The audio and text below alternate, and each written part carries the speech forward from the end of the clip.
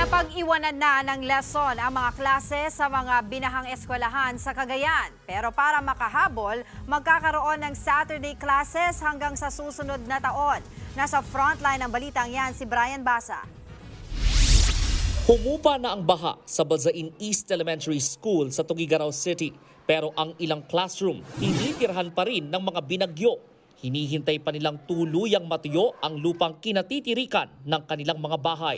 Ginawa munang sampayan ang hallway na ito ng paaralan. Nakasabit sa magkabilang gilid ang mga damit na pinatutuyo ng mga residente pagkatapos ng baha. Mawawala rin ang mga ito pagkabalik ng klase dahil ililipat na ang mga evacuee sa katabing multipurpose hall.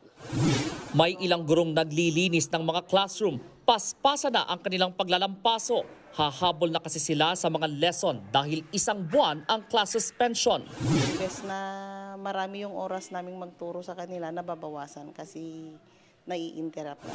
Mabigat yan para sa mga magulang at mga mag-aaral. Hindi raw nila ma-access ang mga module nung bumabagyo. Wala po kaming panload eh. Tapos kuryente po, nag-brown out dahil po sa pagbaha.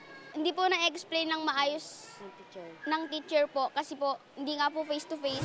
35 days ang nawala sa mga estudyante at guro sa Cagayan matapos ang sunod-sunod na bagyo. Higit 250,000 na mag-aaral at halos 11,000 guro ang naperwisyo sa buong probinsya.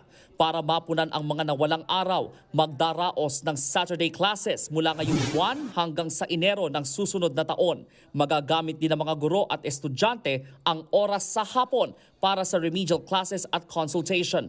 Bayad ang overtime ng mga guro at madaragdagan sila ng leave credits. Tinitingnan na ng DepEd ang pinakamabisang mode ng pag-aaral para makahabol ang mga apektadong estudyante.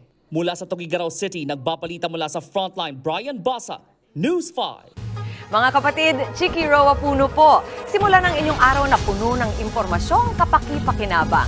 Sama na sa isang makabuluhang umaga. Tumutok at mag-subscribe sa social media pages ng News 5.